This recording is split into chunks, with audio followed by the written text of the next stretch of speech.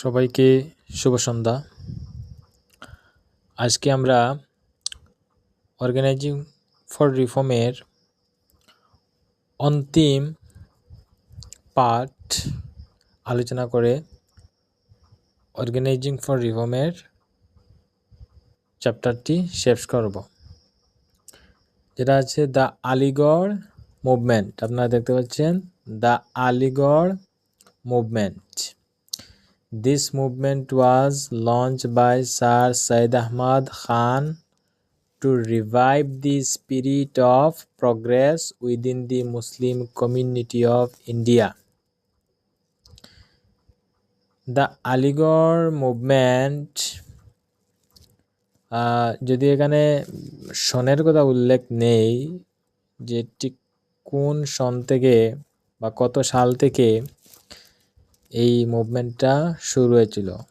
আসলে এটা একটা লম্বা ডিউরেশন ছিল, তবে শুরু হয়েছিল মোটামুটি 1875 থেকে।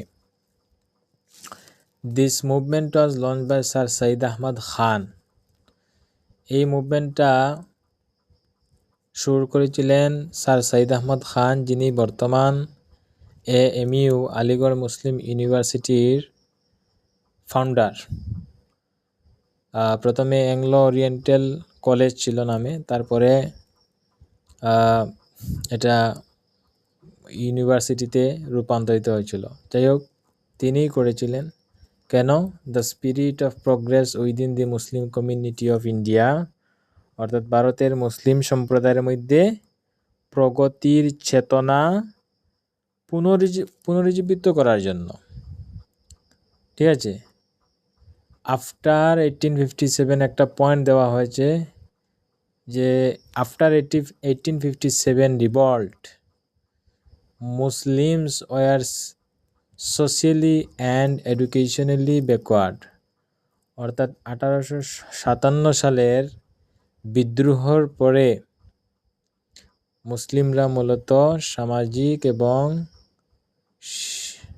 শিক্ষাখণ্ডে অত্যন্ত পিছিয়ে পড়েছিলেন। তো সেই জায়গা থেকে মুসলিম কমিউনিটিকে এগিয়ে নিয়ে যাওয়ার জন্য এই দ্য আলিগড় মুভমেন্ট নামের মুভমেন্টটি বা ওই স্যার সঈদ আহমদ খান এটা প্রতিষ্ঠিত করেছিলেন। ধন্যবাদ সবাইকে।